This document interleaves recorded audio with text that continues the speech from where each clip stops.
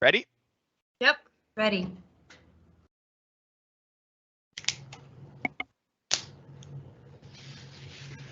Hi everyone, welcome to our presentation on accessible gaming. This is with Minnesota Neat and Able Gamers. So I'm just going to get our slides ready.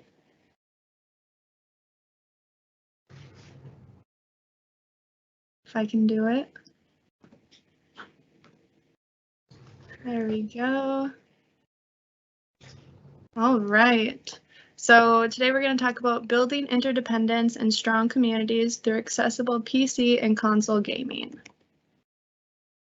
This one's a little bit different than the usual Minnesota Neat presentations we do. We're aiming it at gamers with disabilities, case managers, AT professionals, and also friends and families of gamers with disabilities. So our goal today is to empower gamers with disabilities and the important people in their lives to be experts in their own adaptive gaming needs. And to do that, we're going to cover physical adaptations, building inclusive gaming communities, which is why so many of us love gaming, and what resources are available to get you or people around you started. And one of the key things in gaming and in life in general that's a key focus today is interdependence. So a lot of us in this field talk about independence, and that's not necessarily accurate. So independence is the dependence of two or more people on each other, and that's more what the world actually is. So if you think about it, we rely on some people to farm food for us. We rely on people for emotional and physical support. So whether you have a disability or not, we all rely on other people, and we also support people with our strengths. And that's a big focus in the disability community and also in the gaming community. So gaming builds interdependence by focusing on strengths, finding adaptations, and building community. So the materials for today, they're available on our website, or you can also email me at curie@accessiblelives.com. And this is just a quick overview of our schedule. It's changed a little bit, but we're going to start with a welcome from DHS by Anna. Then we're going to get into combating social isolation through play by Andy Wu from Able Gamers. Andy's going to give a quick overview of what Able Gamers is and how you can get involved with them. Then we're going to hear about physical adaptations from Drew, who's at Tech for Home. And then we're going to take a quick 10-minute break. After that, we're going to do inclusive communities by me, Kiri Tram, as well as Jonathan Murray. And after that, we're going to hear about some resources available by Chanel Calhoun from STEMSO, and then do a Q&A. You're welcome to put any questions in the Q&A chat as we go along. You'll see that on the right-hand side, and those will be published. So we have 3 moderators in here today that can be publishing the questions, and if they're pertinent, we can ask them during the presentation, but most of them will be answered at the end of the presentation. And now I'd like to introduce Anna McIntyre. Thanks, Kiri. Yeah, hi, I'm Anna McIntyre, and I am a disability lead with Waiver Services. Waiver Services Policy and Compliance team at Disability Services Division. And so I'm here just to talk strictly about waiver funding. That's the area I work in, so there may be other funding options available, but I'll have to stick to what could be covered under the waiver. And oftentimes during these webinars, I'm able to pop in and say, like, everything you see here today can be covered by the waiver. However, that may not be the case for today. I want to make it very clear that the waiver would not be able to cover the gaming consoles and the PCs themselves, if only being used for gaming, that is, because the gaming would be considered recreational or diversionary in nature. However, if someone has expressed a desire to participate in gaming, but based on their assessed needs, they would need some assistive devices or modifications to make their PCs or gaming consoles accessible for them to use, those assistive devices or modifications, add-ons, what have you, could be covered under the waiver. So it's important to note that also too, that most often with the case with the accessibility add-ons, they make it possible for someone with a disability to use their PC or gaming consoles for other purposes aside from gaming as well. It might allow them to access their devices for purposes such as business, education, social interaction, healthcare, online shopping, communication, ordering takeout, etc., etc. The list literally goes on and on. So keep that in mind as we go through too. There would need to be a defined recommended therapeutic needs and goals identified in their service plan. So this is an area that's going to be very individualized based on the needs and the wants of the person.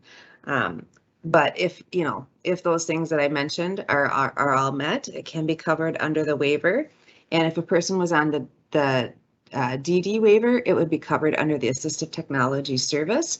And if somebody was on one of the other waivers, such as CAT, CADI, BI, AW, or EW or AC, then that would be covered under specialized equipment and supplies. So that's just my little note. Glad you guys are all here today for this exciting topic. I know there's a lot of interest and a lot of value, so looking forward to seeing it for myself as well.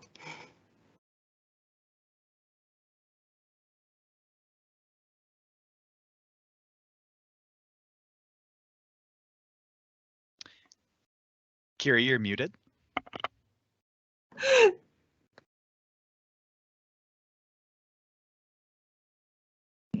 There we go. Wasn't unmuting me. All right. So next up we have Andy Wu from Able Gamers, and he's going to give us an overview of what Able Gamers is and kind of set the stage for the rest of our presentation.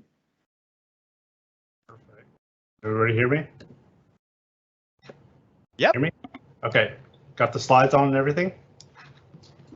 Yep, looks good. Okay, perfect. Thank you for hosting today. I'm excited to share with you some of the work we're doing at Able Gamers.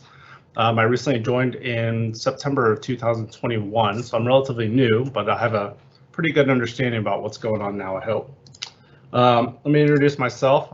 My name is Andy Wu. I'm an occupational therapist by trade. I joined Able Gamers as Senior Director of Peer Counseling, so I oversee all of the actual work related to connecting players with games. Just a little bit about me. I've spent the last 10 or 13 years, something like that, in the university system, so teaching occupational therapy students, developing programs. So my background is really program development, along with some research and teaching. We recently hired Roger Brooks. This is important to our mission, as we'll see in just a second. He's our Director of Peer Counseling Mental Health, with the aim that we have in our mission to combat social isolation and improve the quality of lives of people with disabilities. His focus right now largely is developing out a more comprehensive process that we have in interacting with our gamers and players.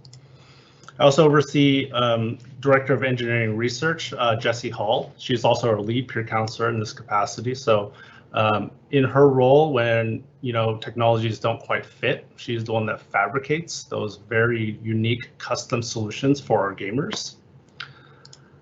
And then I'm really excited that we just started another peer counselor. The need is great, as I'll kind of talk to you about in just a little bit. But this Aaron Price, he's based out in Kansas City, where I'm based out of, and I coincidentally met him when I was meeting with a local partner here we have in this area. So that's the team right now. We're currently, I think we're onboarding someone next week. Okay, so our mission. Able Gamers is a nonprofit charity with a simple but profound mission to create opportunities to enable play in order to combat social isolation, foster inclusive communities, and improve the lives of people with disabilities. I think it really is amazing that we can harness the power of video games to connect people and improve their lives. There are a lot of people who identify as having a disability. In the United States alone, 63.5 million, 3.1 million children who identify as having a disability. That's a lot of people. So conservatively, we estimate around 46 million players with disabilities in the US alone. This doesn't even include everybody else worldwide, obviously.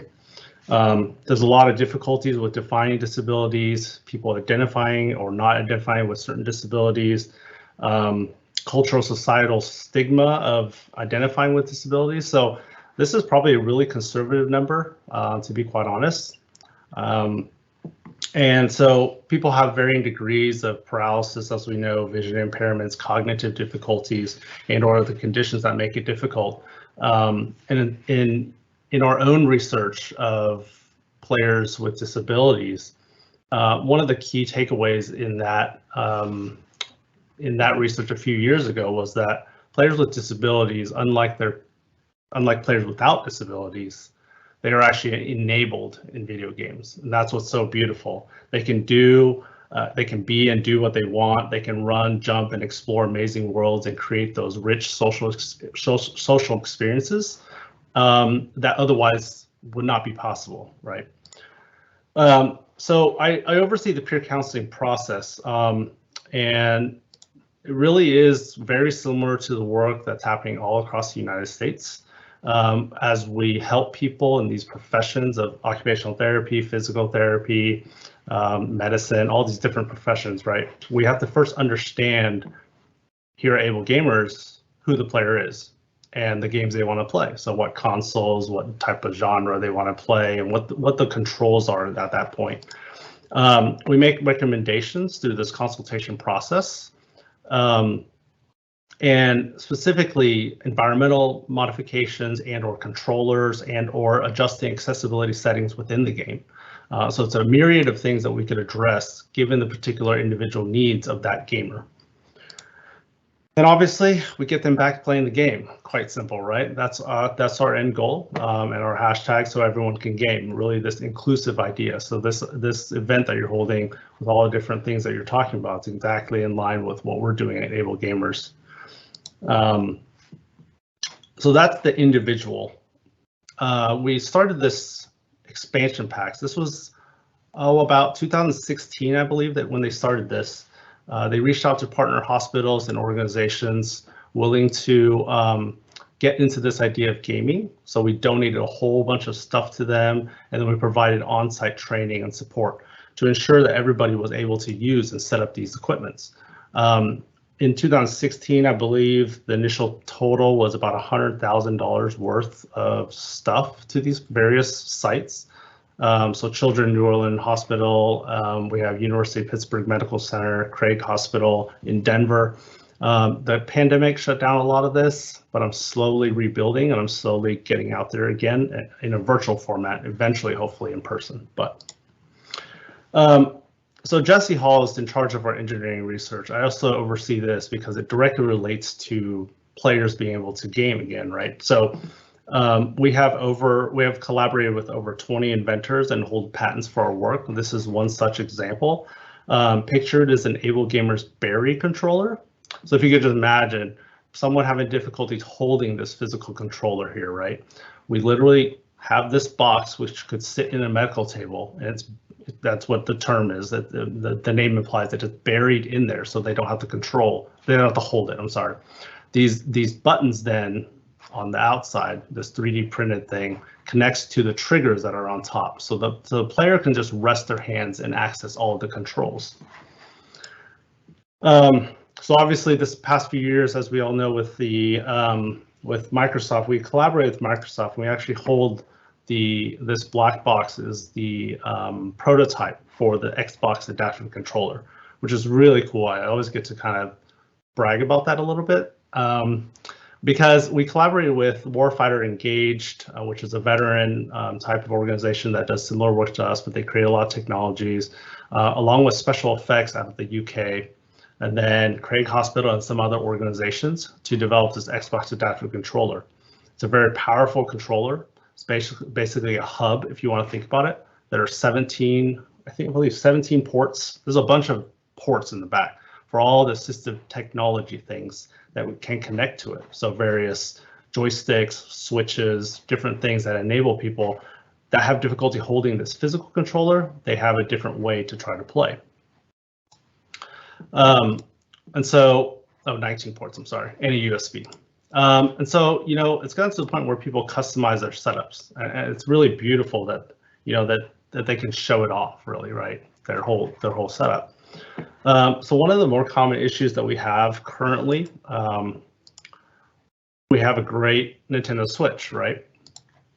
And it advertises that you can play in 3 different modes. You have the handheld mode here in the green, you have the tabletop mode in yellow, and then you have the biggest picture representing the TV mode. So it's great from that perspective. But what you notice about this quickly is you need 2 hands to hold each side, or you have 2 hands to hold a controller to operate the game. So easy solution. We worked with this I believe is an engineering student to come up with this simple 3D printed solution to slot both sides, one side of the Joy-Con controller, so that you could hold. And these are just representative of different configurations. So this was an example of some of the work that we do with engineering research specifically, where there's not an easy solution to connect these and or make it accessible. But anyway, here's a quick profile of the players requesting help from able gamers.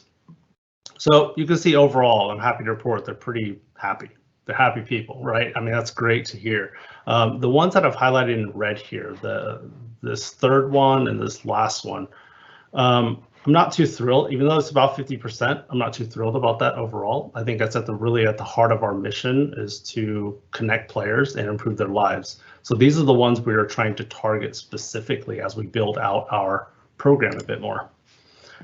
So let's talk about impact real quick. Through the peer counseling process, which again I reference as individual, which is quite a lot of effort on our end, we've been able to reach to date, I think this number is around closer to 4,000 now, which is quite impressive because we've been around since 2004. And then engineering research, we have about 50 or so custom hardware controllers that we've been able to produce over the number of years. So where do we want to go from here? Really, I'm looking at building the peer counseling program to be a little more comprehensive. We can't simply just hand people controllers and or set up their devices and let them go. We need to wrap them up in inclusive communities. We need to figure out if they need ongoing support with different issues that they're encountering. I still want to retain this individualized approach. I think that's really important. As I've worked in healthcare before, I've taught about healthcare. I think, there are a lot of resources online that we can point people to, but you lose that personal touch. I want to retain it. It's very difficult, though, as I kind of explained in just a minute. We need to do a better job, able gamers, internally with data collection, so that we can demonstrate, hey, we made a really great change in the person's ability to connect with their peers, or they're playing so many more games, or they're actually getting a job now because of the work we're doing. We have to keep in mind the scaling and the growth and the demand that we're going to see as we raise awareness of this issue, and we invite people to think about gaming in an accessible way, right? Also, I really want to increase all the research and development. So this is getting specific feedback. This is a controller that we're kind of working on right now. I honestly can't even figure out what's going on with this, but our engineering research director is working on this. This is for the Xbox controller to be able to slot in somehow. But anyway, we're working on developing additional prototypes, specifically with 3D printers. So we have several different units at headquarters, one large, one small, different milling machines, and so on and so forth. And then the last thing I wanted to point out was, to be able to do this, I think we have this shared responsibility. I'll connect with Minnesota, but I've connected with all these other states and different people doing this work. And again, as Anna kind of referenced, it's difficult. I think people in assistive technology programs and or just in general, finding the funding for gaming, it's largely not that appreciated, actually, which I don't get, right? We always have to focus. I always say we have to always focus on helping people put on their pants and helping them feed themselves, which, don't get me wrong, it's very important to do that, but so is gaming. And now I get the luxury in this role that I have just to think about gaming and help to people and invite them just to think about gaming. And so at Able Gamers, that's why we raise money. And that's why we have the funds to be able to help gamers in specific situations if they qualify. But really, we're looking at partnerships and collaborations across the United States to be able to help us do this work. So in this picture is Kansas, and this is how they've separated their regional centers for assistive technology. Texas is a massive state. So they have a lot of different centers all over the place. Each assistive technology is a little bit different. But I'm really looking at expansion packs too. So these are a lot more comprehensive. Now we can really go to rehab hospitals and our large medical centers to be able to target more people and have the people working there see people regularly. I want to work towards gaming events. I think this is really beautiful to where if we could just have, and I'm not saying adaptive gaming events on purpose, because I think it's great that we have a gaming event that's inclusive of people with disabilities, right? So because of my history with universities and my focus on students in the past, I think this would be great to have students all across the United States get involved with various projects they want to add on. And then scaling. So this is kind of an intimidating map. I pulled it from Vivid Maps, but it kind of just shows you how our population has been clumped up in 2020. So my strategy right now is to kind of develop centers in these hot spots, right? Because that's where most people live. And I don't want to forget about these little remote areas or where the density is not as much. So kind of just figuring that out. But anyway, thank you so much for your time. That's a little bit about Iowa Gamers and what I oversee. Feel free to reach out. Here's my email. Our stuff is all over the website as well. Awesome. Thank you, Andy. And Andy's going to head out after this, and I just wanted to check in to see if anyone had questions for Andy before he heads out. There are a couple questions in the Q&A. One is, have you looked at moving to an open source model to allow the community to engage with them as equal in crowdsourced development? Whoa, I don't even know. What am I answering? Open source model. Okay, so I can kind of, are you talking about like a volunteer where we match people? Is that kind of the intent? I kind of heard a little bit about what you discussed when you said having college students contribute. That made me think of open source, at least, just having more community contributors. Open source model. I can kind of talk to you about some of the things we're doing related to volunteers. We're trying to build out a matchmaking. So if you go to like Makers Making Change, there's often a need. So people have a need for this thing to be made, and someone has a skill to meet that need, and then there's a natural pairing. So that doesn't really reside. It's just an open. That's what sorry if I'm not answering the question correctly, but we're looking at different opportunities like that, so that we don't have to take on all the work. As I referenced, as Chanel kind of knows, we have thousands of people waiting for us to help. It's going to take so long to get, unless we don't do it individually and push them to resources, which again loses that. And there's a lot. Anyway, that's kind of low. I'm seeing a lot of physical disabilities things. Are there things for mental disabilities? There's another question along with that. Is there research being done for individuals with cognitive disabilities, and what does that look like? Cognitive disability. It depends on the cognitive disabilities. Another part of our organization is the professional development. So what we do on that end is we build in we teach game developers. We provide them with support and the resources to develop their games with accessibility in mind from the start, instead of having to do patches and other add-ons later that really get at making games accessible. As I kind of use it as an example, closed captioning, there's no physical technology and or anything that we could do if the game developer doesn't build that in, right? So it behooves them to kind of figure out on their end. So cognitive, it kind of depends if it'd just be specific situations, but I don't know off the top of my head right now what those might be. Largely, most of the people we serve are physical disabilities, but some of them have very urgent, I would say, mental health concerns related to not being able to game. I can jump in a little bit on the cognitive disabilities if you'd like me to, Andy. Yep. Sure. I know at least for gaming, I used to work with people with cognitive disabilities as a case manager and assessor.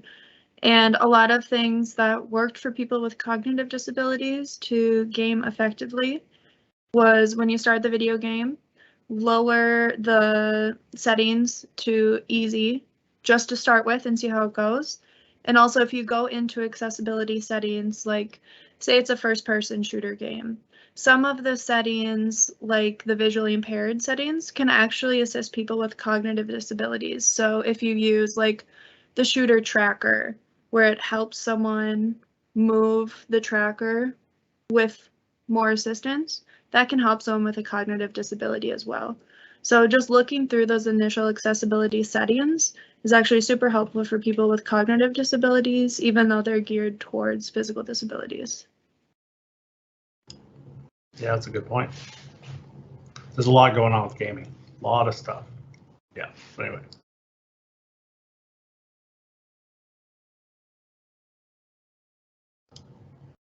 Here's an interesting one. Have you thought about partnering or working with disabled gaming streamers? We have a lot on our list that we've helped in the past and or not. I don't really know where we're at with that. I think, you know, in talking about these gaming events, one thing I'm working with ResNet, for example, Rehab Engineers Society of North America, is to showcase gamers with their setups and how they got to their setups. And then to show people then obviously AT professionals and other professionals and or gamers in public just in general, what's possible from the end of accessible gaming, right? So that's kind of the extent that I've explored just working with streamers. They fundraise for us, I think a lot of them do, and you know they support us in many ways. And then they're also in our user panels, I think, to where game developers will say, hey, I'm developing X game. Can we contract like 50 of your people that you have in your database to test this out? I want them to have a sensitivity reading on how accessible is this game from this, and this perspective, right? And then we have the gamers provide them that detailed report at the very end, and they're paid through a service, which is fantastic for everybody involved, really, quite honestly. So those are the kind of different things that we do, I think, with gamers, and I don't know about specific streamers though, but. Do you in-house the inclusive network to connect gamers with disabilities? We are building that out. That's a slow thing. We have a lot of issues sometimes with people reporting that they're getting bullied, that they're getting they have no one to play with, that they're trying to find like-minded people and people with disabilities of the same sort sometimes. So we're building that out with our community. The community inclusion is one of our pillars, and I think so. We have 5 pillars. I oversee 2 of them. This is the other side. The way that they've conceptualized in the past through strategic planning is the community sits on top of all of it, right? It wraps everybody together. So we're building that out. We're a relatively small team, so it's taking a bit of time, but. Awesome. Thank you, Andy. Well, you're welcome very much. Glad to be here. All right. Thanks, Andy. Disabled gamers, so thank you. Take care. All right. Next, we have Drew talking about physical adaptations, and he's gonna kind of take what Andy started talking about and get more into the details of it. So, all right. Thanks, Drew.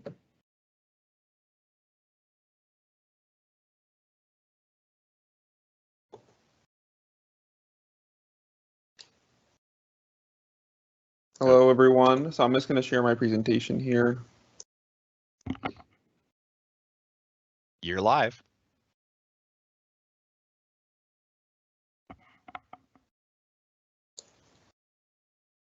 Oh. Can everyone hear me okay? Yes. Yep, Perfect. You're live. So I'm going to present a lot on physical adaptations for adaptive gaming. So we're just going to be really talking about, for someone who physically can't access a standard video game controller, what are the options out there for them to allow them to play video games again? So Andy talked a little bit about physical adaptations for adaptive gaming. but I'm really to go in depth on just specific options for different applications. So a little bit about me. I'm a biomedical engineer and assistive technology practitioner. I've been working for about 5 years now in adaptive video gaming. I originally got introduced to adaptive video gaming when I worked at Courage County Rehab Institute as their assistive technology specialist, and I started using adaptive gaming equipment for individuals with spinal cord injuries, and I saw how positive impact it had on their quality of life and other factors in their life, and I really got hooked on it. And since then, I've been working in the home for technology for home and doing a lot of adaptive gaming in the home. And I continue to volunteer at Courage County Rehab Institute and help them with adaptive gaming. And then I also volunteer at a pediatric rehab facility in New York called St. Margaret Center and help the kiddos there with adaptive video gaming. And I'm also a medical student at Albany Medical College in New York. So I just want to give a little introduction to adaptive gaming for those of you who don't really know a lot about the field. So it's kind of a growing but smaller area within the field of assistive technology where, like I said before, we help people who physically can't access a standard gaming controller play video games again. And I'm going to show a video next just to highlight how these people can actually really play these high-paced, high-level games. Even if they can't physically access a standard gaming controller with their hands, they can use an adaptive controller, let's say with their mouth, like this video here.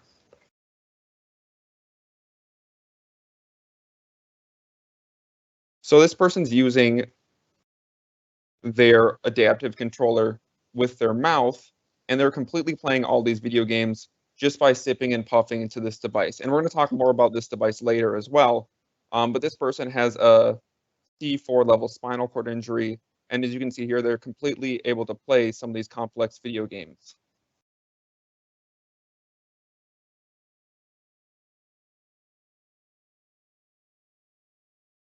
And they can play a pretty wide range of video games as well. So they're not just limited to just specific games. They can play sports games, first-person shooter games, a really wide range of games.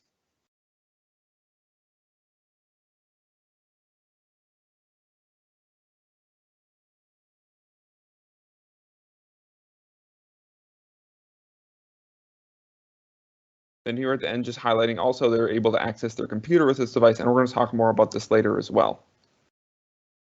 So why is adaptive gaming important? So it's kind of been alluded to before, but the number one thing I see out of adaptive gaming and why it's so important is the social benefits people get from gaming. And those are especially beneficial right now during this global pandemic when a lot of individuals with disabilities might not be able to leave their home quite as easily. So gaming has really been built into this online interactive community where people can build those social relationships online, as well as a local community where people can game with each other and build those relationships with their family and friends by gaming, and also just talking to their friends about gaming too. So there's a lot of ways to build social interactions through gaming. So there's a lot of social benefits people get from participating in adaptive gaming or gaming itself. Functional benefits. So I'm going to talk more about this next in the next slide, but people can use their adaptive gaming equipment for things other than just gaming. And that was kind of introduced in that last part of the video, as you saw that person using their adaptive gaming equipment to use their computer. And overall, adaptive gaming improves quality of life.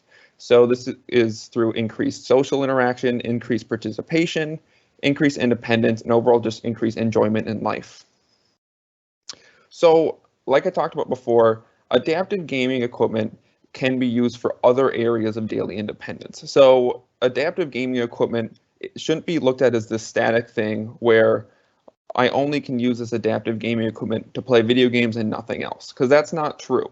And I really want everyone to keep this in mind throughout the whole presentation, in that adaptive gaming equipment can be used for other activities for daily independence, including computer access, communication, environmental controls, and even work in school. So the person you actually saw in that video that I just showed, who was using their adaptive gaming equipment for the computer, he's actually graduating with his bachelor's degree this next year from the University of Minnesota, and he's using his adaptive gaming equipment to do all of his schoolwork.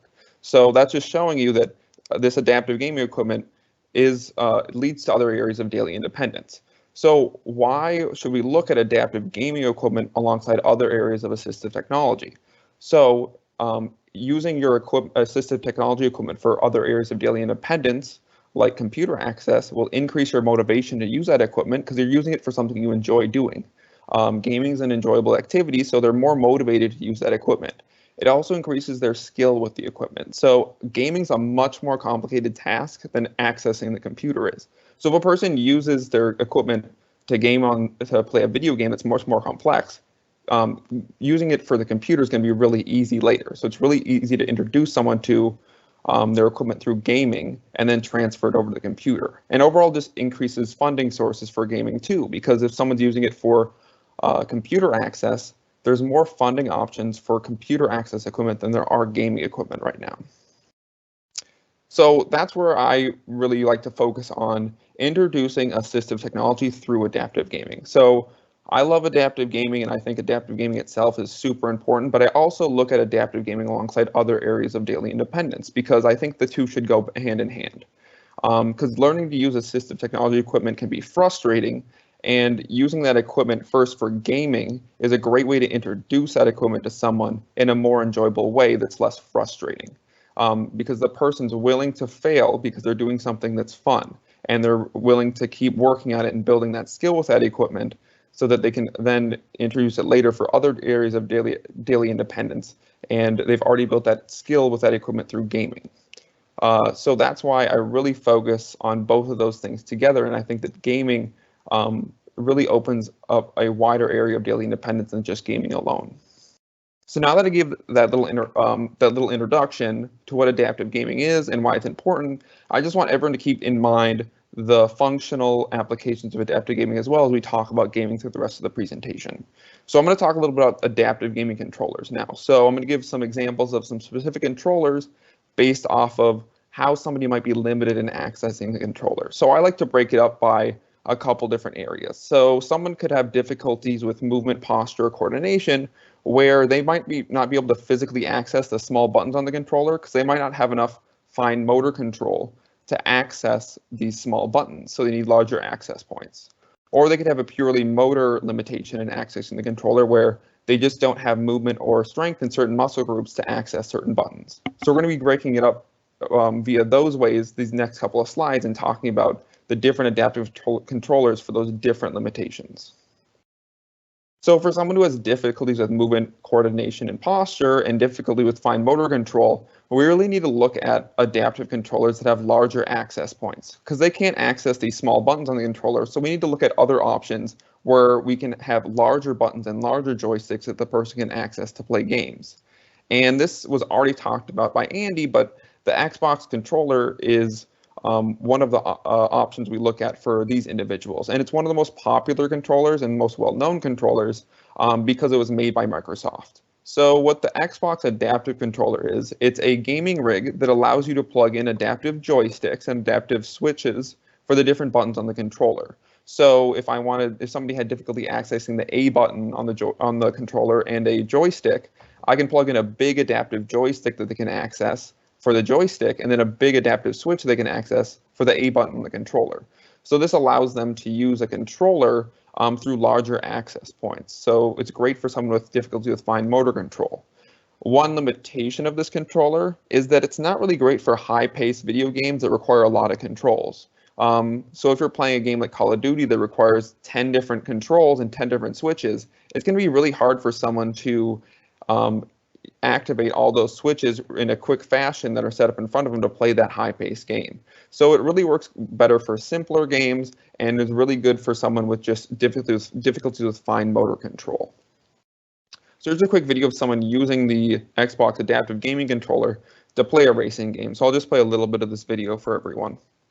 And they're using just an adaptive joystick in their left hand, and then they're using 2 adaptive switches to drive their car in different functions like drift and boost.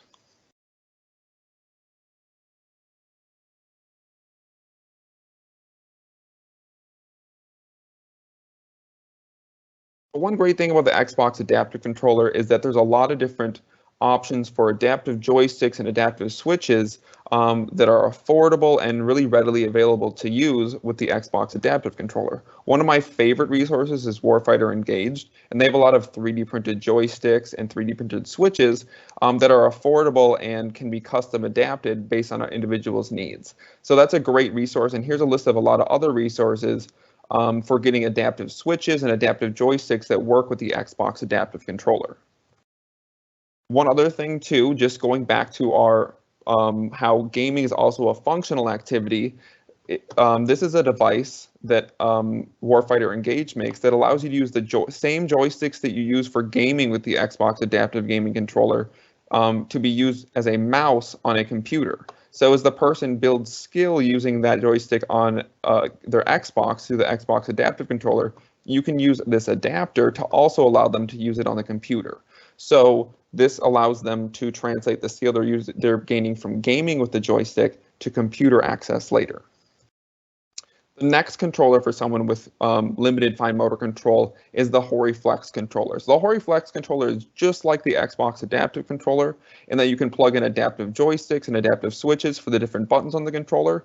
But this, instead of being compatible with the Xbox, is directly compatible with the Nintendo Switch console. One great thing about the Nintendo Switch console is the games on the Nintendo Switch are extremely simple. So they don't require a lot of different controls.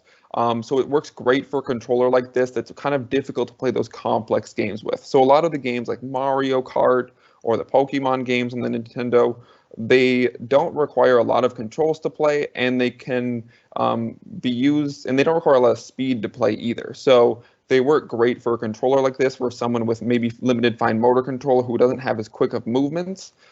So this is a great option for someone who wants to be able to game on the Nintendo Switch. One other great thing about this device, which we'll talk a little bit more about later, is that it also can be used with eye gaze. So it actually can run a program on it so the person can actually game using their eyes and eye control. It costs a little bit more than the Xbox adaptive controller. It comes in at about $250 versus $100, so it is a little bit pricier. One other kind of limitation of it too is that there's not as many compatible joysticks with it. So as I talked about the Xbox adaptive controller, there's a lot of compatible joysticks that are listed as compatible with the Xbox adaptive controller and a lot of resources to get those adaptive joysticks. However, with the Hori Flex, there's not a lot of options, and there's actually only 5 that are listed as compatible with the Hori Flex controller right now. But that will eventually improve over time as it's out more, because this controller's only been out for about a year. But the switches that are compatible with the Xbox adaptive controller should also be compatible with the Hori Flex. So the switches aren't a problem, just the joysticks. So now we're going to talk about just a spectrum of mobility limitations. So someone who might not be able to physically access the controller due to weakness or an ability to move certain muscles in their body. So for someone who is somewhat limited in accessing the controller, so this would be someone who can only partially access the buttons on the controller. So this could be someone with hemiplegia who might only be able to access one side of the controller because they only have function in one side of their body. Or this could be someone with Duchenne's muscular dystrophy who might not have the strength to reach up and access the trigger buttons on the top of the controller. So they can't access the trigger buttons on the top to play the games they want to play. So we really need to look at the controller options that move the buttons around to different locations in the controller to allow them to access those controls they can't access with a different part of their body. So one option for this is the Evil controllers. And this company, what they do is they adapt standard gaming controllers, and they can move buttons to different locations on the controller to allow someone to access them on a different location. So for our individual with Duchenne's muscular dystrophy who couldn't access the trigger buttons on the top of the controller, they can move buttons to the back of the controller here at the top, and they can actually use the buttons on the back of the controller in place of the trigger buttons on the top. So they can now access those buttons on a different location. And for an individual with hemiplegia who can't access the buttons on the left side of the controller, they can put switches on the lower part of the right side of the controller that the person can access with their right hand, and they can put an external joystick on in place of the left joystick that the person can access with their elbow. So now all the controls can be moved to the right side of their body, so they can access all those controls with the right side of their body and don't have to access them with the left side of their body. So just by moving those controls to a different location on the controller, it allows them to play the games they want to play. Another option is using Copilot alongside the Xbox adaptive controller. So the Xbox adaptive controller we already talked about, but Copilot is a feature on Xbox that allows you to use 2 controllers together to act as one controller on the console. So both of the controls from both of these controllers act as one controller together. So I can set up the standard Xbox controller in someone's hands, and they can access all the controls they can access using their hands, using the standard controller. And for the buttons they can't access, I can plug in adaptive switches to the Xbox adaptive controller and mount those to different parts of their body. So now they can use both of these controllers together to play the games they want, because they can access the buttons they can't access on the standard controller using the Xbox adaptive controller switches. And this Copilot feature is only available on Xbox. It's not available on any other console. For someone who has significant limited mobility, this would be someone maybe with a high-level spinal cord injury who can't at all physically access a standard gaming controller. They might have some upper extremity movement, but we really don't want to use adaptive switches and big adaptive joysticks for these individuals, because it's going to be really fatiguing for them to use that sort of access method to play the games they want to play. For these individuals, we really want to look at a sip and puff controller and something they can use like a head-controlled joystick and sip and puffs to play video games. And the best option for these individuals is the quad stick. So the quad stick is a really cool device. It's one of my favorite adaptive gaming controllers. And what it is a head-controlled joystick that the person uses moving their mouth and head and neck. And it has sip and puffs that the person can blow into for different controls on the gaming controller. So the person can do different combinations of sips and puffs into these 3 holes for the different buttons on the console. And the great thing about the quad stick is that it can be customized, and there's a lot of controls you can program into it for the different buttons on the controller. So you can actually program over 30 plus controls into each profile on the quad stick. So the person can access a lot of controls using this device. And it allows them to play pretty much any game they want, just using sip and puffs and a head control joystick. And we'll show a video later of someone playing some more complex games. The other great thing about the quad stick is that it can be used for other areas of daily independence as well. And it can be used for computer access as a mouse. It can be used for TV control. It can be used for phone control. It can be used for communication devices. So there are a lot of other access methods, a lot of areas of daily independence that the person can use this device for. And a lot of people I work with use it for those other areas like work, school, TV control, phone control. So and they'll have overall greater independence using it for those different applications. So here's a video of someone using the quad stick to play a pretty high-paced game. So they're just sipping and puffing into the controller and using the joystick, using head and lip movements, and they're able to play these complex video games.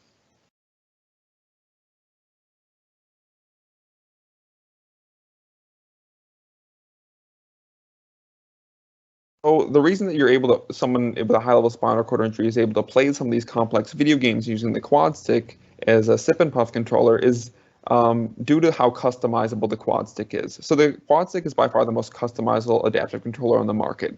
I can program any sip and puff to be any control I want to on the controller, and I can change settings like how much respiratory strength it takes to access a sip and puff, or how much sensitivity the joystick has on the controller. So it can really be customized for an individual person's needs. One drawback of this is that the quad stick is a pretty technical device, and learning to program it can be difficult for a lot of users. So a lot of times people have difficulty using it because there's a pretty big learning curve. However, at the bottom down here, I have some resources listed for learning the quad stick. At the top is the user documentation for the quad stick, which is a great place to start. The second link are some videos that I made teaching people how to use and program the quad stick. And finally, at the bottom is another video by another user teaching people to learn and to program the quad stick as well. So here's just a video too of the quad stick in action for someone using it for computer access, just to highlight again that this adaptive video gaming equipment can be used for other areas of daily independence, and it's not just something that's just used for gaming alone.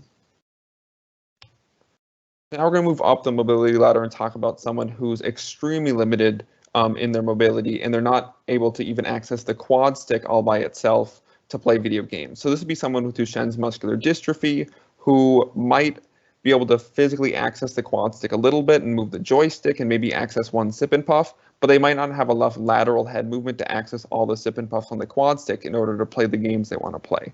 or this could be someone who might not be able to access the quad stick at all, so we have to look at completely different access options.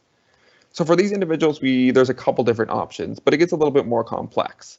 So the quad stick actually allows us to connect things to the back of it. So I can actually plug in adaptive switches to the back of the quad stick, and the person can use the adaptive switches alongside the joystick and sip and puffs on the front of the controller. So for our individual Duchenne's muscular dystrophy, who might not be able to access all of the sip and puffs on the front of the quad stick, I can plug in some adaptive switches, and if they have a little bit of thumb movement, I can mount these adaptive switches under their thumbs or next to their feet if they have a little bit of movement, and they can access controls that way in addition to using the quad stick. So now we can use those two control methods together to allow them to access all the controls to play the games they want to play. Another option is using eye gaze. So eye gaze can be used alone or it can be used alongside of adaptive controllers. Some options for eye gaze include the Hori Flex controller. So the Hori Flex controller actually has a program that can run beside it and allow you to play games using your eyes. So, and this uses the Tobii Eye Tracker 5 eye gaze bar, which is a little bit more affordable eye gaze bar for gaming. So the program allows you to create virtual buttons on the screen that the person can look at to play the games. And you can completely customize the outlay of the virtual buttons to optimize it for a specific game. So then the person can just look at them and access the controls just using eye control. Another option is Project Iris. So Project Iris is an eye gaze program for gaming that runs on a PC computer. It also works with the Tobii eye gaze bars. And it's mostly just for PC games, and the person can use eye control to play PC games. Another option is voice control. So voice control doesn't really work great as a standalone option for gaming, just because there's always a delay with voice control, and there's always mistakes that voice recognition programs make. So it doesn't really work great if someone's using only voice control for gaming, but it works great as a supplementary option if somebody's using an adaptive gaming controller and needs just a couple extra controls. So voice attack is an option for using voice controls on PC games. So it's a program that runs on a PC computer, and you can actually create custom voice commands for PC controls on a computer. Vocola is a program for voice control of video games, and it's a program that runs alongside the quad stick and allows you to use voice commands alongside the quad stick to play video games. And you'll be able to say things like circle, square, and speak the controls that you want, and use that alongside the quad stick to access those controls you might not be able to access on the quad stick. And then finally, Alexa can actually be used to control certain gaming consoles, but it's not the best option because there's even a bigger delay with Alexa because you have to speak her name and you have to wait for her to respond and send the command to the game console. Now we're just going to briefly just talk a little bit about connecting the controllers. So let's say you're working with someone and the best adaptive controller for them is the Xbox adaptive controller, but they have a PlayStation console. Do you tell them they have to get an Xbox console in order to use the Xbox adaptive gaming controller?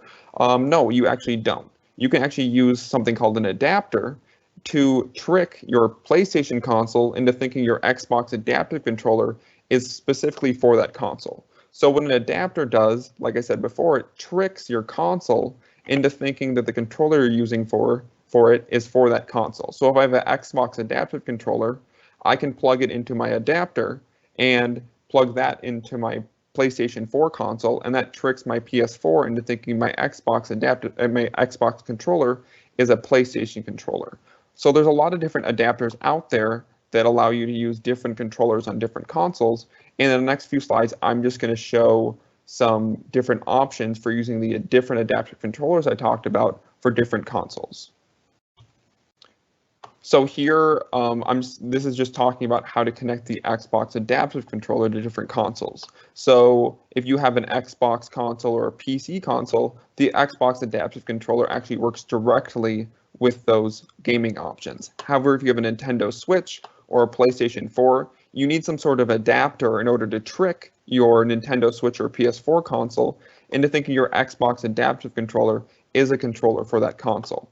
So these adapters here that I've listed below in the table tell you which adapter works to allow you to use the Xbox adaptive controller on that console. And in the far right column is the link that shows how to connect it and use the adaptive controller with that console. Then here's the example for the Hori Flex controller. So for the Hori Flex controller, just like the Xbox adaptive controller is natively compatible with the Xbox, the Hori Flex controller is natively compatible with the Nintendo Switch and also natively compatible with PC gaming as well. But you do need an adapter if you want to use it for Xbox or the PlayStation. And then finally, the quad stick. So the quad stick actually only needs one adapter for one of the consoles, and that's the Xbox. So the Xbox, you'll need an adapter to allow the quad stick to be used with the Xbox console. However, for PC gaming, Nintendo Switch, or PlayStation 4 gaming, you don't need an adapter, but you do need to program the quad stick correctly in order to work with the PC, Nintendo Switch, or PlayStation by programming it into a specific mode. And in the far right column shows the directions how to program the quad stick to allow it to work with the console. Adrian, And finally, yes. We had a question come in about the video of the person using the quad stick, and how long did it take for that person to be able to use it? Because he makes it look so easy. Yeah, so that's a really great question. So it really depends on the user, and I'm going to talk a little bit about at the end how different aspects of each individual kind of dictates how long it takes them to get used to adaptive gaming equipment. But typically, I find it takes about a good month to really be comfortable using an adaptive controller like the quad stick. And then after that, that's when you can really build the skill with the controller. So the videos you saw, the first one I showed you, the person had been using it for about 6 months at that point. So they had a pretty significant amount of time with it at that point, but it does take at least 4 weeks or so to kind of build that comfortability with it to play some of those more complex games.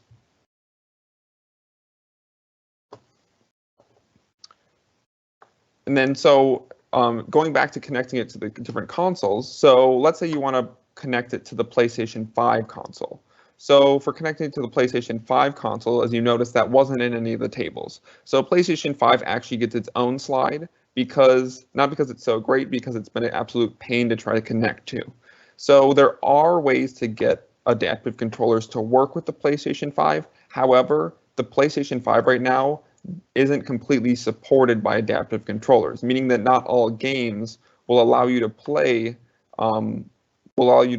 using adaptive controller on them. So the Titan 2 or the Chrono Zen are two adapters that allow you to use your adaptive controller on the PlayStation 5 console. However, there's certain games that aren't tricked by those adapters, and the spreadsheet at the bottom tells you which games work and which games don't work when you're using those adapters on the PlayStation 5 console. So that's something to keep in mind.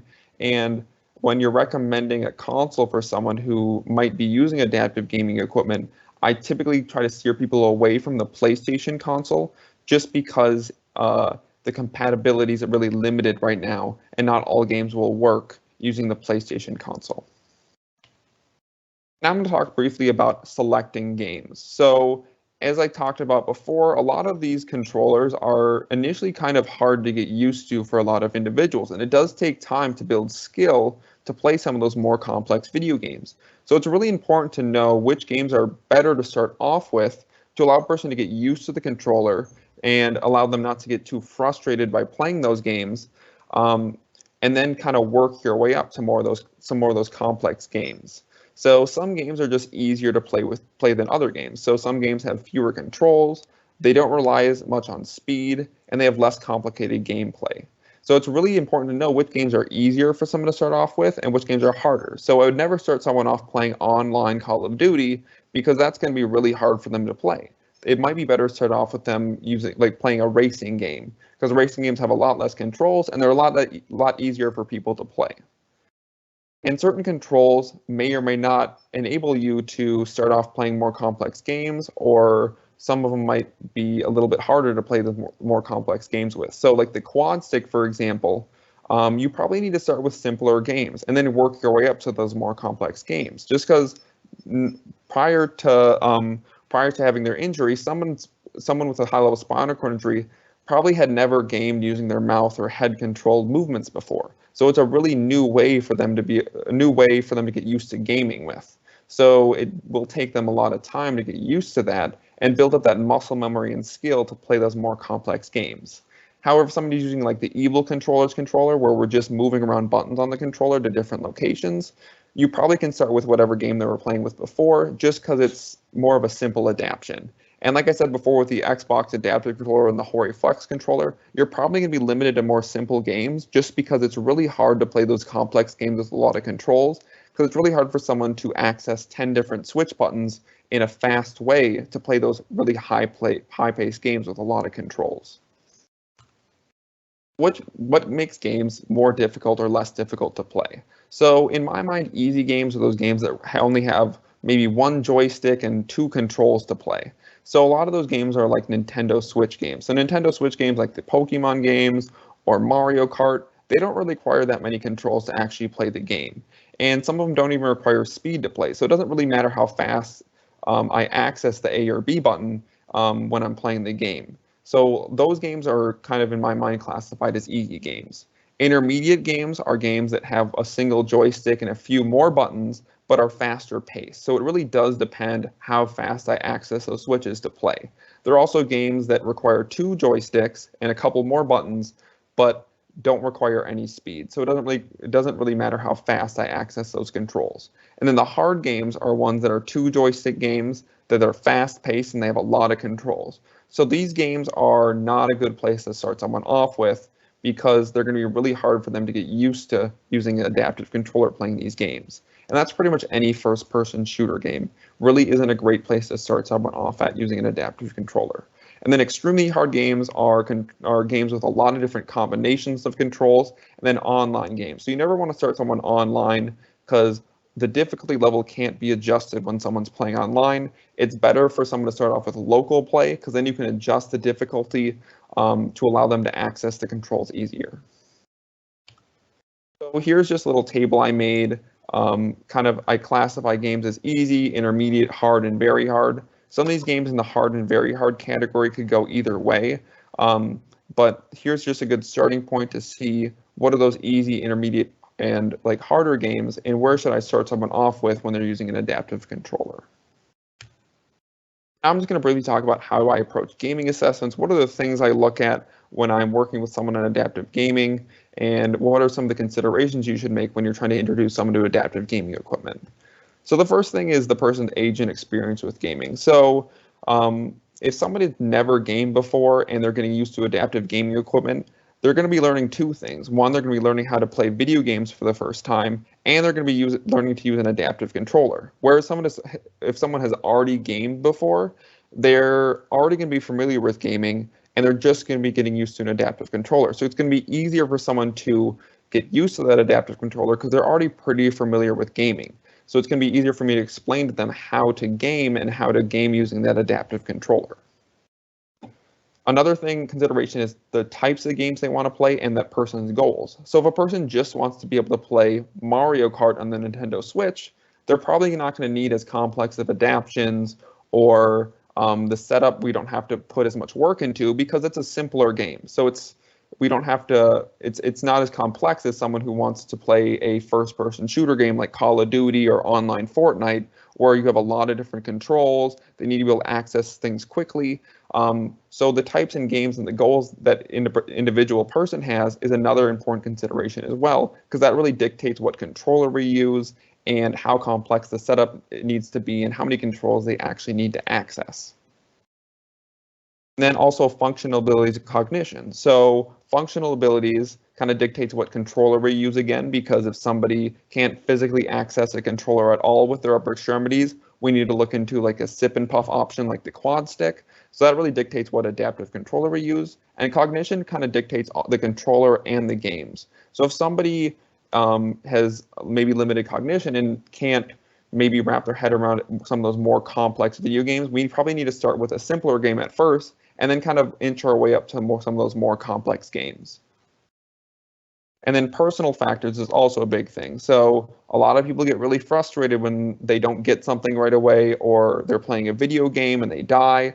So a lot of like the kiddos I work with, sometimes they get, if I would start them off with a really complex game where they would not be able to win right away, or they would die frequently, they get really frustrated right away, and then they don't want to use that equipment. So it's really important to know how frustrated that person might be and what their personal factors are. So we introduce them to the right game that maybe challenges them enough, but doesn't frustrate them to the point where they don't want to keep using that equipment.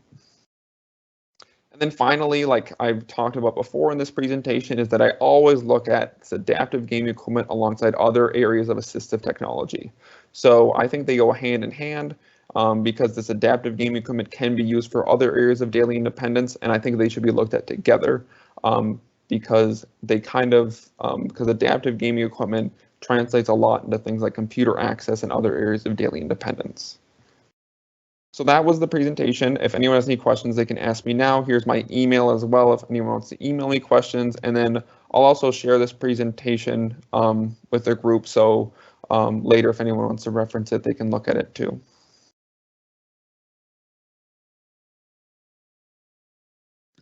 And if you do have questions for Drew, feel free to put them in the chat and he can answer them, or we can answer them at the end as well.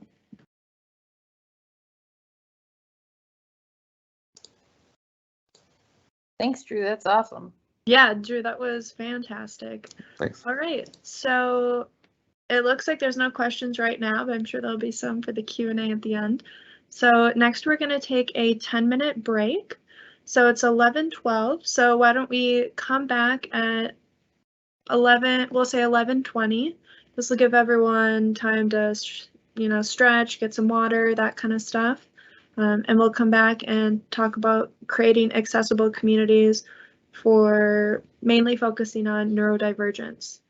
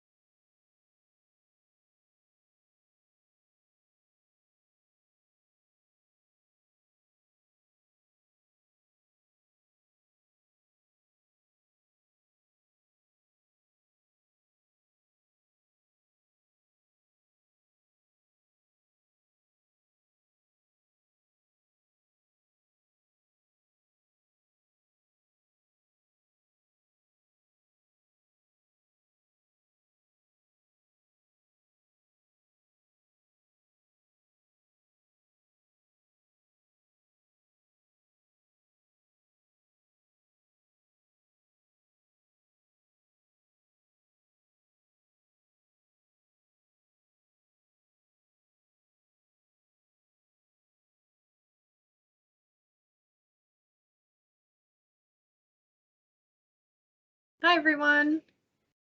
Welcome back. I'm Kiri Tram, and we're now going to get going on the rest of our presentation. Hope you had a nice break. So I'm just going to share my screen here.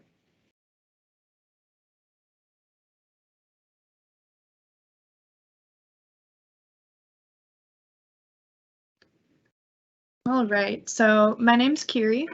I'm an analyst and publisher at Accessible, where I cover assistive tech. And previously, I was a case manager for about the last 10 years. And I have a degree in special education and license in academic and behavior strategy. I'm also an avid gamer and autistic. We're also waiting to see if our co-presenter can get on, Jonathan. I can't see my screen. Jonathan, were you able to get on? He's on. I was able to get on here. Nice. All right. So Jonathan is going to introduce themselves.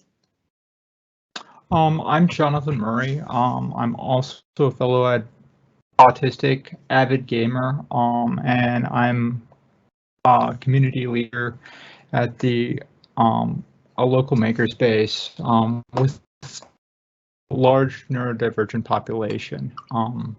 I also do a lot of peer support with the interdependence that's kind of needed to get us all through our days.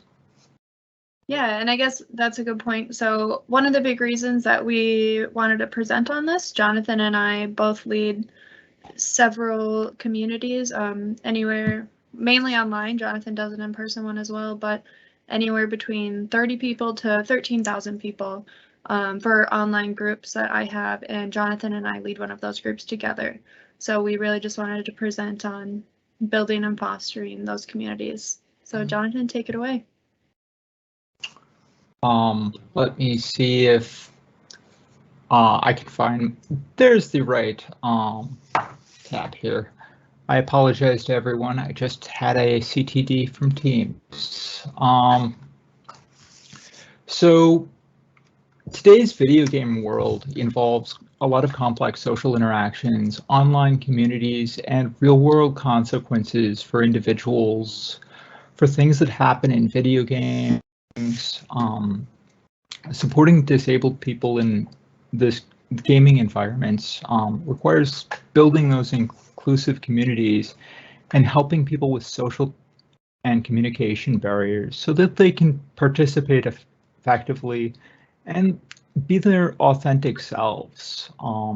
It's really important to consider whether the steps and actions we take to support disabled gamers as well also value their time.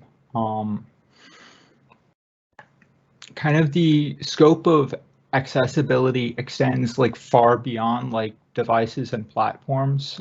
Designing games and communities so that people who are experience the world differently and people with varying abilities can be meaningfully included as authentic participants in the things that just mean so much to them. So we don't leave anybody stuck in the cold viewing communities from the other side of the glass. It's really easy to see when we don't build the wheelchair ramp into the gaming center in town here. And if that's not accessible, it's a lot harder and it takes a little bit more thought to figure out if the invisible disabilities are well accommodated. And that's really of equal importance. Awesome. So some of the biggest reasons, is highlighting what Jonathan talked about, of why gaming isn't just fun, it has significant value, is combating that social isolation like Andy talked about, fostering friendships regardless of location. I know some of the groups that we have, it's people from all over the world, not just people in the local area, and that can give people a great sense of belonging, like Jonathan talked about. People with similar disabilities as you can share what works for you, what doesn't work for you, while having fun gaming together. It enables communication in the user's most accessible format, especially with those physical adaptations like Drew was talking about. And users can give and receive social feedback. Jonathan and I will discuss that a bit later, as well as develop their own identity and have a safe place for self-exploration.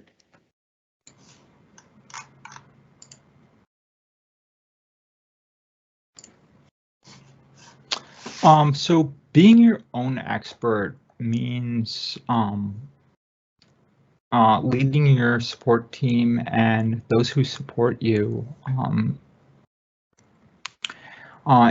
You have to kind of ask, what is your main goal in gaming? It doesn't have to be just one thing. What accessibility needs you have, and be aware of those. And if you've like preferred like device or console, and are you willing to explore new things? I know personally it's taken a lot of nudging from my friends to like get on a different platform when I don't know what to expect. Yeah, and so being your own expert, it's going into exploring video games, exploring different software, exploring that hardware, but it's all around improving your experience and making room to learn with the people that matter to you.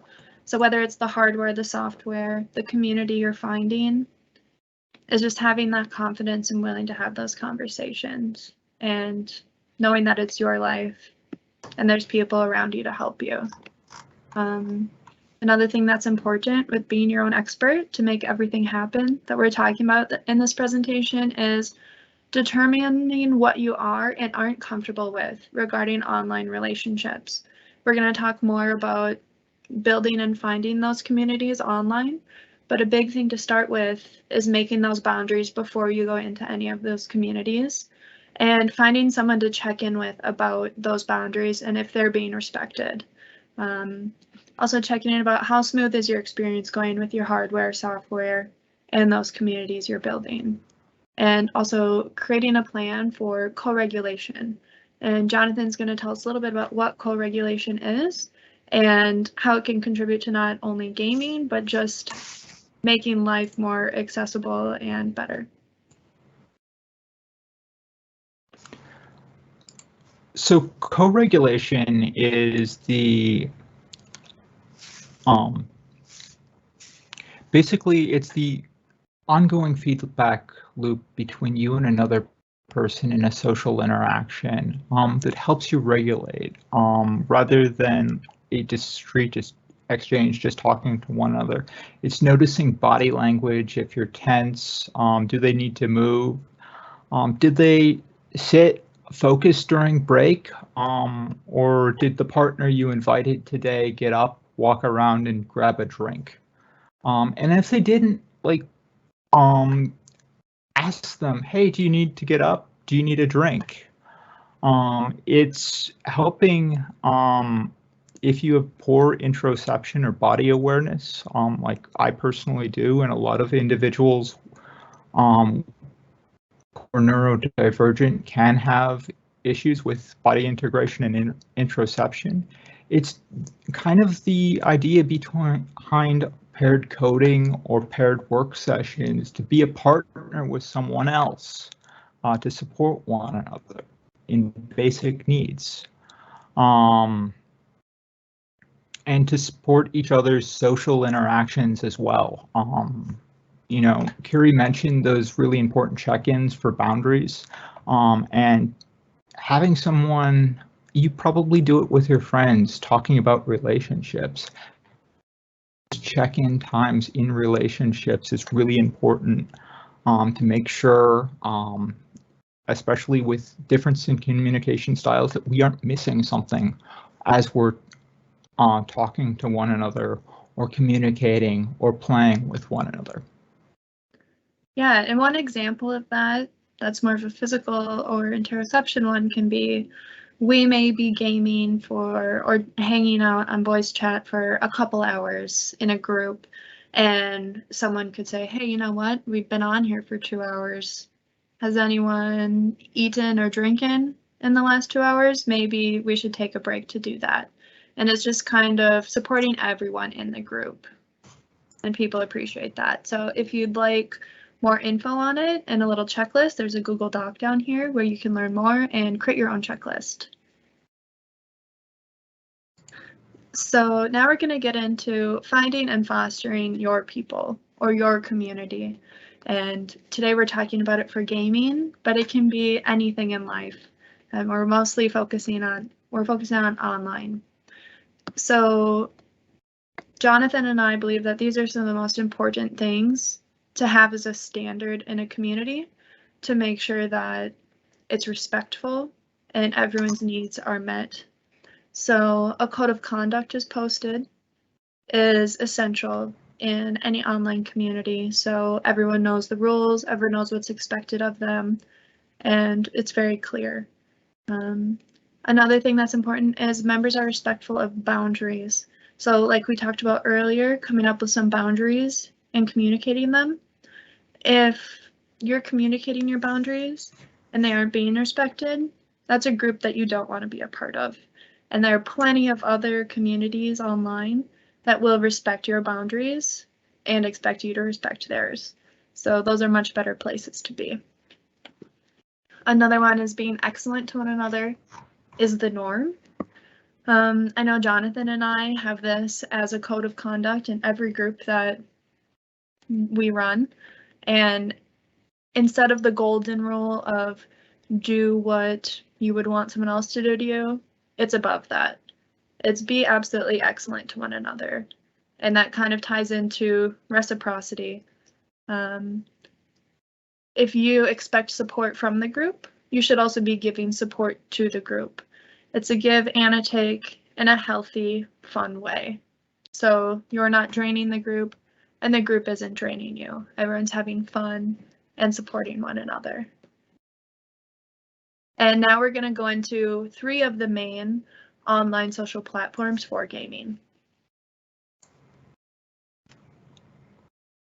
Jonathan, you can so okay, like Xbox Social is kind of the easiest thing to slide into.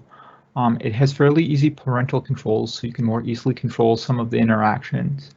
It's more heavily moderated, and it's also easier to play with others. Members may have to access Xbox Game Pass, which means you have the same games to play together on the shared platform. It is, unfortunately, however, limited to Xbox. There is a little bit of crossplay on PC through the Microsoft platform, but it's largely limited to Xbox. And for our second one, we have Twitch. Twitch is a super popular streaming platform for gaming. It has high quality gaming streaming. Anyone can stream. So if you want to show others how you're gaming, you can do that. And it's super cool. Another awesome thing about it is you can watch others with disabilities game and see their setups, which is really cool to kind of see how other people are creating their adaptations and get some ideas from them. And there's a nice community going on there. One downside of Twitch that I see is, and other people have mentioned this as well, is that it can be a little bit difficult to navigate socially. So Twitch has some rules, but if you have a hard time navigating social situations already, they don't have very clear rules written. So you may be having your membership paused, maybe even be banned for something that you did and not understand why. So it's good to maybe partner up with someone in that co-regulation way if you're going to go on Twitch and already know you have difficulty navigating social settings, just to make sure that you have a good understanding of Twitch and how it works. But it is a really cool place. Discord is another great place where communities can create their own codes, screen members, and moderate content. It features voice chat, video chat, text chat, and multiple channels, so you can kind of have those designated places like you do in a building or an office environment or a community center where people can hang out and do the things that they're interested in doing. If, say, you have a large group of school, you can throw out that monthly, or excuse me, a poll of what times you're all available in the week, and you can set up working sessions where you're just paired working, and you're there, just coding or studying quietly, and you can do the same thing for social settings. So it provides places to hang out for communities. It's a little bit more challenging and technical to set up an initial server, but most of us have friends who can help us through this process. And then you also really need to be mindful of the commitment that this is going to be an investment in time and maintenance, and for those social relationships. If you're going to be building a healthy community, that takes a lot of time. You don't have to do that all yourself. And finding partnerships with others and building those relationships, if you're going to be one of the leaders, spread that load, is my advice to you. And look for people who don't necessarily want to be in charge, because they're usually not people who understand healthy relationships. I agree with that. And just to give you a sense of kind of how much time it takes, here we have the pros and cons. So on the cons of time, for example, Jonathan and I have a community together of like 30 people, and Jonathan and I are the only moderators. But in the community that I have that has 13,000 people, we have 9 moderators right now, and that's not enough. We need more moderators, and it's hard to find moderators that do a good job.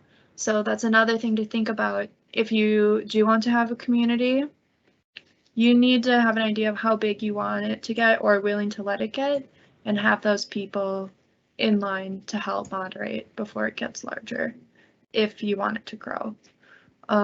So some pros of creating your own community rather than finding one. So like Jonathan and I talked about Discord, you can create your own community.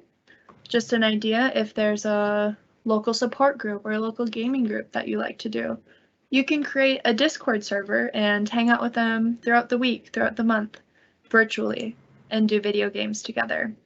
And it's a ton of fun. I have a few different servers with friends that we hop on, play games together, and are just on voice or video chat while we're playing, and it's a ton of fun. So some pros are you can foster shared values if you and your friends create your own community. You can tailor it to meet the community's needs, and you can easily match alternative communication needs for the members, especially with Discord. So they have the text-to-speech, they have the voice chat, they have the video chat. There's a lot of accessibility options already built in, and you can make that work for whoever's in your community very easily. As Jonathan already said, the cons are time, technical knowledge or willingness to learn it, as well as just finding some friends that already know how to do it. And navigating social situations.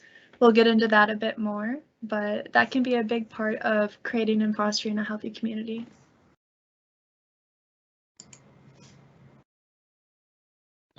So a couple of essentials in creating a shared community is that code of conduct. Please feel free to grab the linked examples of documents of like a couple of code of conducts that we built our communities off of. And also writing that code of conduct together, like the Constitution, only more so. Your code of conduct should be a living document and a social contract between each of you in that community. like, what are your boundaries? What are your values? And what would you like, how would you like to interact and be treated? And then really clear communication feedback. We're going to be mentioning this a little bit later, but like reacts, if you have scripted, you can throw a react and it will call a mod in a lot of the servers we're a part of. And using technical means to make it easier for mods to scale and make social interaction easier through different communication styles, and to overcome language and I'm forgetting the words as far as the just different levels of social understanding. That open door for moderator feedback. We all have bad days. Like I had a wonderfully horrible day this morning where things had lit on fire over at the makerspace that I had to deal with. But it's then being mindful to the person that is coming to you with a problem, like it matters to them. That's their life, and to handle them gently, because that whole theory of mind issue that comes up with a lot of invisible disabilities, like it goes both ends. There's a lack of fluency on both sides for what's the experiences each of us have in life. So take the time to have that discussion, and then check in with your community. Like we have a Moonshots channel of visions our community would like to see in one of our shared servers. And, you know, we kind of have like that open, like, what would you like to see? So that the community can both anonymously and on record suggest things and improvements so that we can make changes and, you know, get feedback. Also, this is just a copy of a code of conduct. In the actual code of conduct, all members of the community are able to make comments on it and submit suggestions for updates, which is really cool. All right. Oh. Well, this is not loading. There we go. Okay, so we talked about clear communication feedback. This is just one example that we use in servers for people to clearly communicate if they're comfortable with something, think it's a little iffy, or absolutely not comfortable with it and want a moderator to step in. So they can emoji react with a green check mark to show they're good with this conversation, keep it going. The moderators, so in this case, Jonathan and I, would take no action, we just keep scrolling through, that's great. If someone reacts to a comment with this caution emoji, that means that they're uncomfortable with the conversation, or maybe the conversation belongs in a different channel. The moderator will redirect it or move it to a different channel. If someone reacts with a red X, it means the conversation is inappropriate and should not be on this server. In that case, a moderator will look at it, private message all of the parties that are involved, and if it is found inappropriate, delete it. So this is how one way we try to keep the communities comfortable and allow everyone to give feedback on how it's going. So the takeaways from this are find and create communities that foster shared values for you. Create a plan for co-regulation, and we have that checklist. Keep a curious mindset. Keep trying new adaptations, platforms, and making new friends. And remember that you are the expert on yourself. And now we're going to have Shanella to talk about resources from everything that we discussed today.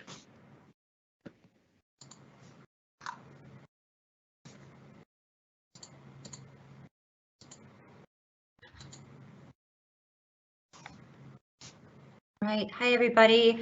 My name is Chanel Calhoun, and I am the Independent Living Supervisor here at SEMCIL and the Assistive Technology Specialist as well. And I just wanted to show, can everybody see my slide here of some of the devices we have? Wonderful.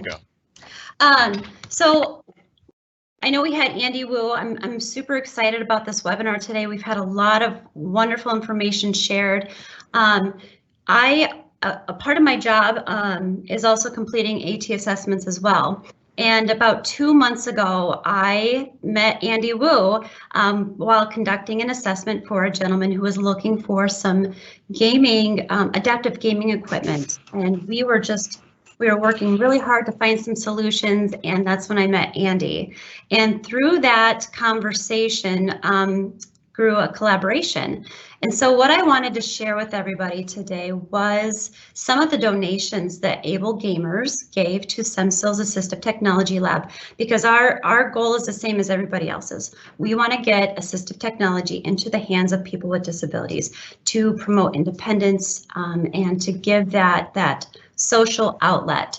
So this will be a resource that is available through our Minnesota NEAT website, but you can see we've got the adaptive Xbox controller, we've got an awesome Alienware gaming laptop, different mounts here. I'm going to show those really quickly just so everybody can see those. Different switch options as well, and then a couple different eye gaze technologies. So these are all available through our demonstration and our short-term loan program. Just wanted to get that out there. I'm going to go ahead and I'm going to stop sharing. I know we want to be able to have enough time for everybody to have questions, and we've got some resources that we wanted to share with everybody. I don't believe we have it listed, but I do want to give a shout out for a resource for Drew Redepenning from Live Life Therapy Solutions. He was just a wonderful source of information. You'll see SEMCIL, we are listed there as well. In addition to this gaming equipment, we have an amazing AT lab within our Rochester office with a variety of devices that are available. Again, like I said, we want to get assistive technology into the hands of Minnesotans. Another wonderful resource is the Minnesota STAR program, a system of technology to achieve results. I'm proud to say that SEMCIL is a partner of the Minnesota STAR program. They are Minnesota's federally funded AT program and guide for all Minnesotans. They have an amazing lending library of AT devices, and they too provide demonstrations. If they don't have the device, they are going to reach out to their partners. So it's a wonderful, wonderful collaboration. I know we've got a lot of information from Able Gamers. I would just want to give a really big thank you to them. I've worked with a couple gentlemen recently who was in need, and they jumped right in and connected with them immediately to help bridge that gap and tear down those barriers. And then last, I'm going to mention Dagger Systems. They have a pretty cool database of accessible games that is continuously growing, that is really intended to allow gamers to check the accessibility and hardware features that they need in order to play games. So with that being said, I want to thank everybody and just open it up to questions. Yeah, let's see what we've got here. One of the first ones in is wondering, are there assessments available to try out the equipment before purchasing? So Chanel, when you're doing assessments, you have just a little bit more that you could say on that? Yeah, whenever I'm doing any assessments, I love to bring in assistive technology for people to try so I can get that feedback. This collaboration with Able Gamers has just continued to build our library. So I do look forward to continuing working with them. If we don't have a piece of that technology, can we work with our partners throughout the state of Minnesota, connect with the resources that we've listed and mentioned here today? And Andy would be a person I would reach out to try to help.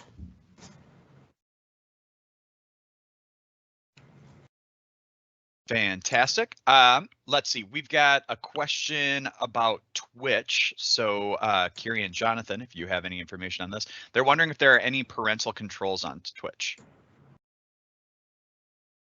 I honestly am not sure about that. I'm assuming that there's some form of parental controls, but I don't think there's a ton, to be honest. Xbox has the best parental controls. They do have a decent moderation for Twitch, but it would be good to have someone supporting the person using it if you think they're going to need that, especially starting out. Cool, cool. And one of the last ones here, one of the people I serve prefers to play single player games. What are some ways that we can use gaming to increase his social skills? I can take that one too if no one else wants to. Okay.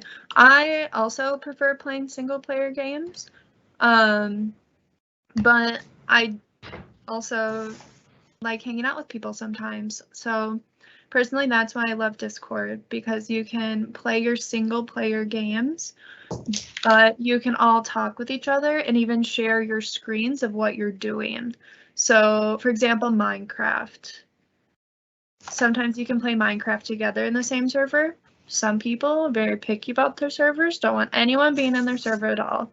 But you can still share your screens, talk with people while you're playing, and show each other what cool stuff you're doing through game streaming. And that's a really cool way to build those social connections while still being able to play those single player games. Yeah, and there's a lot of communities doing that.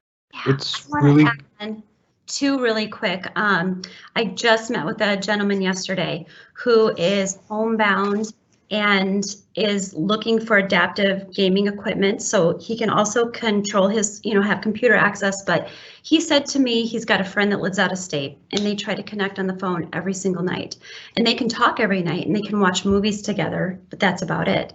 He's like, so if I can introduce gaming, she's a gamer too, we would love to be able to work together on some of these games or even compete against each other.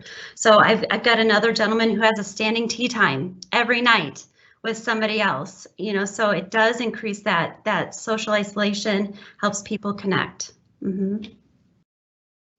It's very common and actually really encouraged, like with both autistic and neurodivergent individuals, like to not necessarily play with, but play alongside, just to build those shared experiences with other people. And it's okay if you don't want to play the same game or in the same server, but being able to hang out with people in that shared environment provides you the way to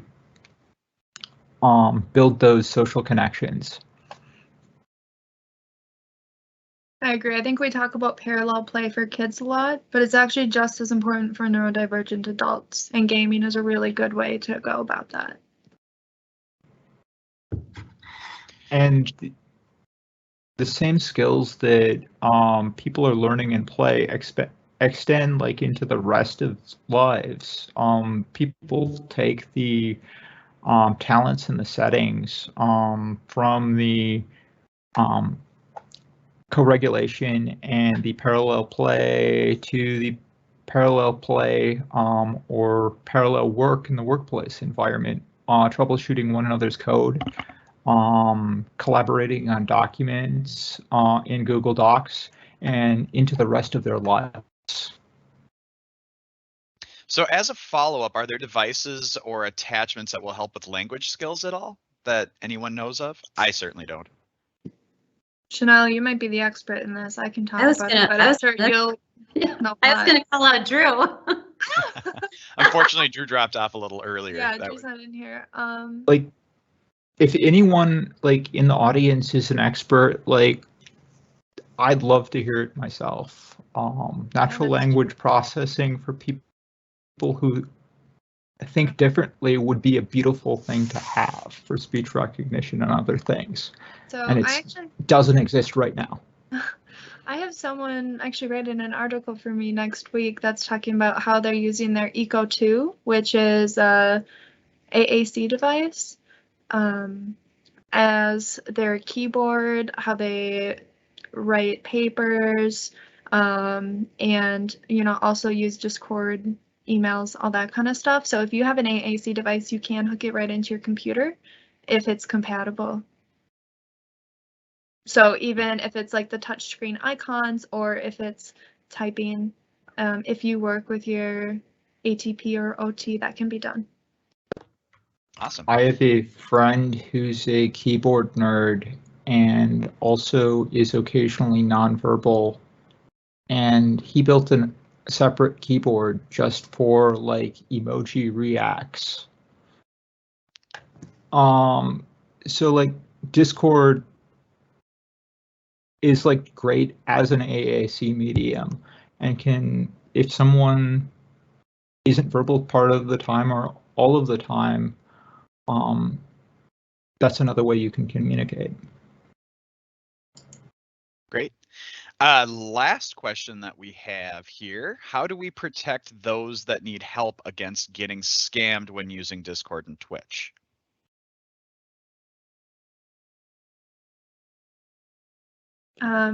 At least in the communities that I run, I only have the welcome channel available to the public.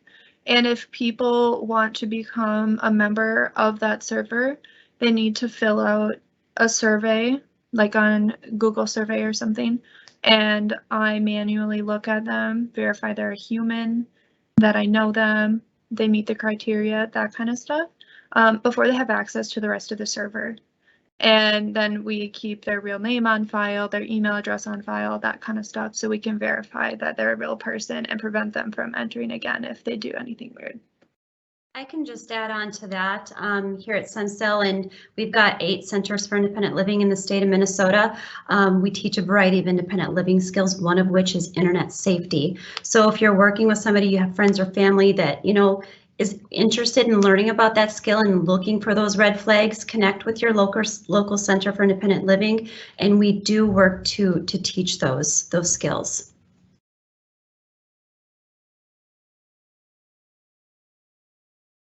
Very good. Kiri, do you have anything in closing? It looks like we have gone through our Q&A. Awesome.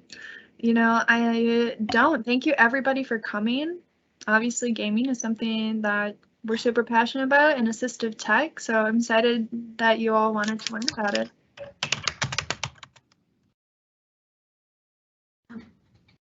We can't hear you, Sean. Thank you.